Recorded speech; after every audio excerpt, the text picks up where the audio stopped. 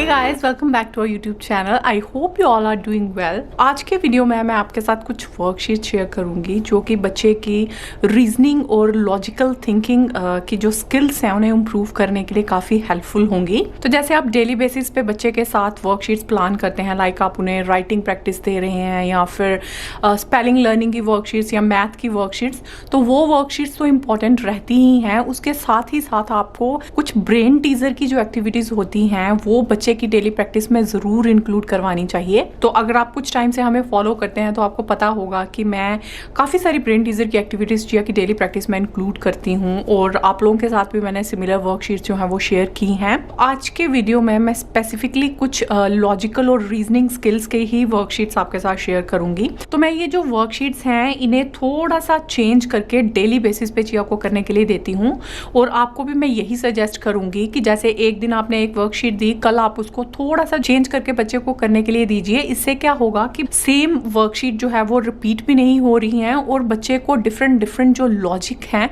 वो भी उन्हें अच्छे से समझ आ जाएंगे। तो सबसे पहली जो वर्कशीट है, this is colour the circles. तो आप देख सकते हैं यहाँ पे मैंने टॉप में 4 सर्कल्स ड्रॉ किए हैं और हर एक सर्कल को मैंने 2 पार्ट्स में डिवाइड किया है और हर एक पार्ट के लिए मैंने डिफरेंट कलर्स जो हैं वो असाइन किए हैं।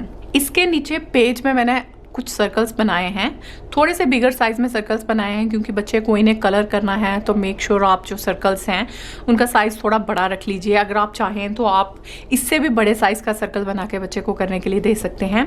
तो मैं थोड़ा सा जूम इन कर देती हूँ ताकि आपको ये अच्छे से दिख जाए।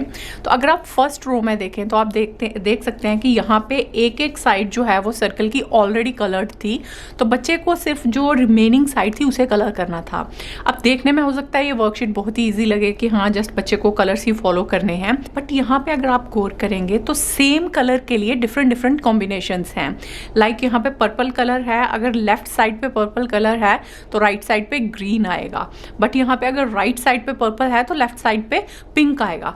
तो इट मीन्स कि बच्चे को काफी ध्यान से इस एक्टिविटी को करना पड़ेगा। तो ऐसा नहीं है कि वो कोई भी कलर यहाँ पे कर देगा। फर्स्ट अगर सर्कल में देखें सो इसकी लेफ्ट साइड जो है वो पर्पल कलर है तो राइट साइड पे कौन सा आना था, ग्रीन।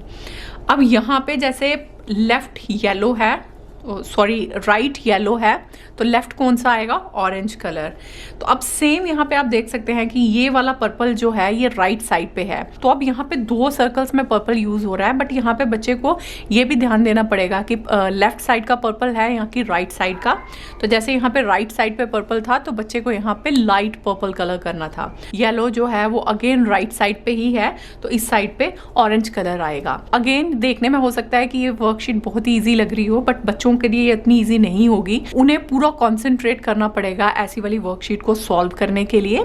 और आपसे मैं फिर से यही कहूंगी कि आप देख लीजिए, अगर फर्स्ट टाइम आप बच्चे को दे रहे हैं तो जस्ट आप कुछ सर्कल्स ही दीजिए ताकि बच्चा ओवरवेल्म ना हो जाए बहुत सारे सर्कल्स को देख के। और जैसे एक दिन आप बच्चे को सर्कल दे रहे हैं, नेक्स्ट डे आप सेम एक्टिविटी जो है वो ट्राइंगल यूज करके दे सकते हैं, देन हार्ट शेप यूज करके दे सकते हैं, देन स्क्वायर शेप यूज कर सकते हैं। तो आप डिफरेंट शेप्स यूज करके ये सिमिलर एक्टिविटी करने के लिए बच्चे को दे सकते हैं। तो इस वाली वर्कशीट के लिए मैंने ऐसे वाले जो कलर स्टिकर्स आते हैं वो यूज किए हैं। अगर आपके पास ऐसे कलर स्टिकर्स नहीं है, इट्स टोटली फाइन।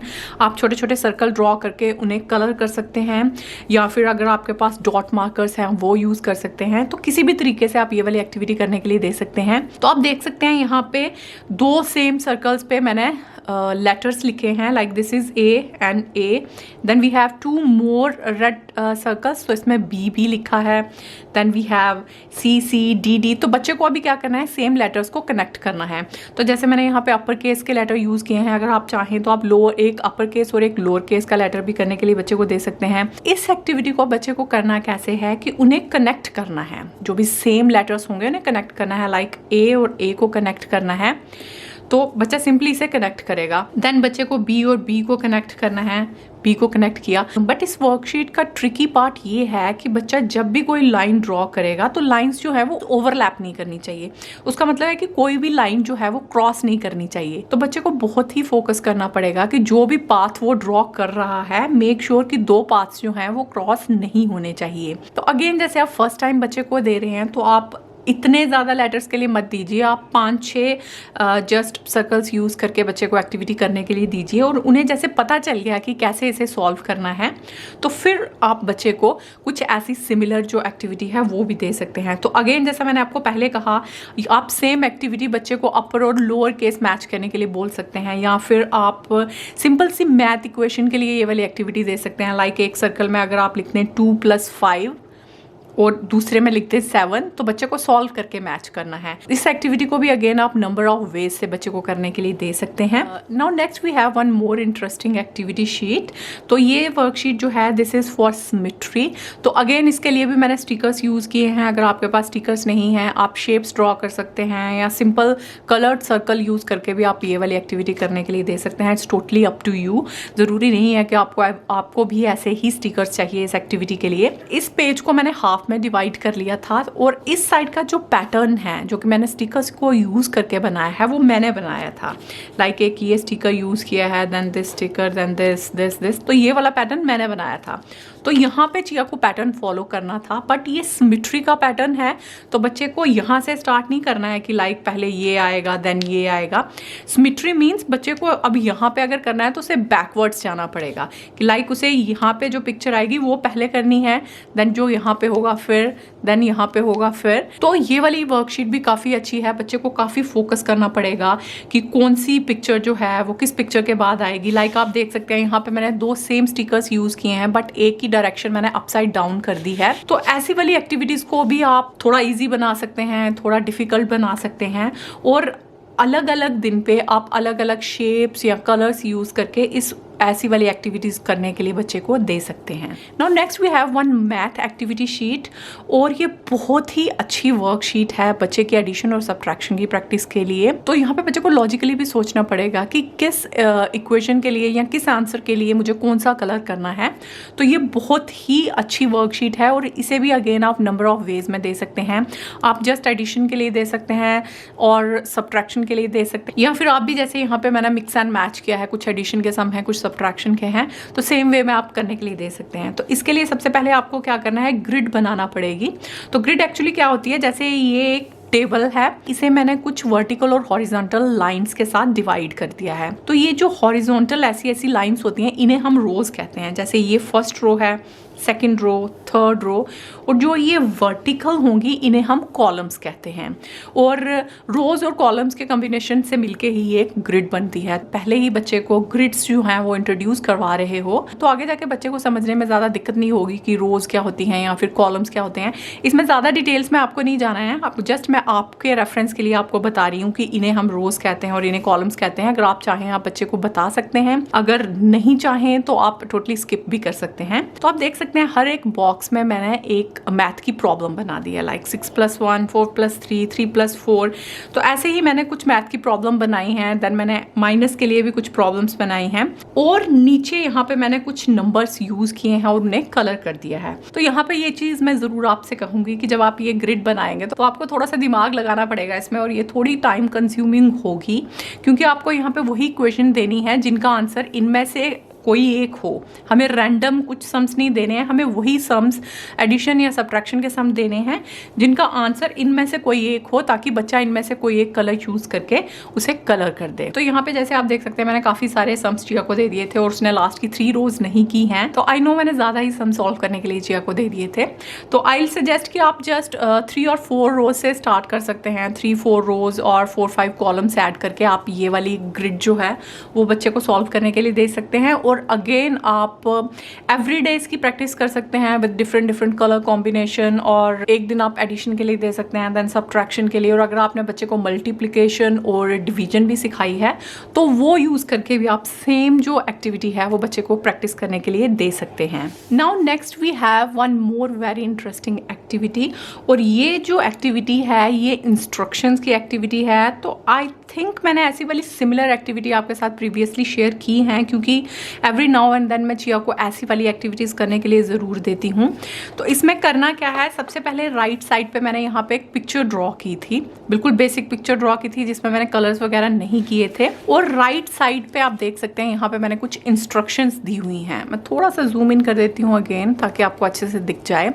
तो अब बच्चे को क्या करना है कि उसे एक एक इंस्ट्रक्शन को पढ़ना है और जो भी एक्शन रिक्वायर्ड होगा उसे यहाँ पे उस एक्शन को करना है। For example, colour the bush to the left of the house green. तो अब ये हाउस है, तो हाउस की दोनों साइड पे बुशेस हैं यहाँ पे, बट बच्चे को क्या करना है, colour the bush to the left of the house green. तो इस हाउस के लेफ्ट में जो बुश होगी उसे ग्रीन कलर करना है। तो आप देख सकते हैं इसमें बच्चे को काफ़ी फोकस करना पड़ेगा। ऐसा नहीं है कि अगर बच्चे ने ध्यान से नहीं पढ़ा तो दोनों साइड पे बुशेस हैं, वो किसी भी बुश को ग्रीन कलर कर सकता है या फिर दोनों बुशेस को ग्रीन कलर कर सकता है। तो यहाँ पे मैंने एक स्पेसिफिक एक्शन जो है वो कहा है करने के लिए, तो बच्चे को काफ़ी फोकस करना पड़ेगा। और यहाँ पे एक चीज़ मैं आपको कहूँगी कि अगर तो आपका बच्चा रीडिंग अच्छे से कर लेता है then it's great, but in case अगर आपके बच्चे को अभी रीडिंग अच्छे से नहीं आती है तो इस वाली एक्टिविटी में आप बच्चे की हेल्प कर सकते हो। आप उन्हें पढ़ के बता सकते हो सेंटेंस और उसका मीनिंग भी समझा सकते हो, फिर आप बच्चे को यहाँ पे कलर करने के लिए बोल सकते हो। Now second is colour the sun yellow. तो अब सन को येलो कलर करना है। Then colour the chimney on the roof red. Roof पे जो चिमनी है उसे रेड कलर करना है। Then colour the windows light blue. एक विंडो ये है और एक विंडो ये है, तो दोनों विंडोज को क्या करना है, लाइट ब्लू कलर करना है।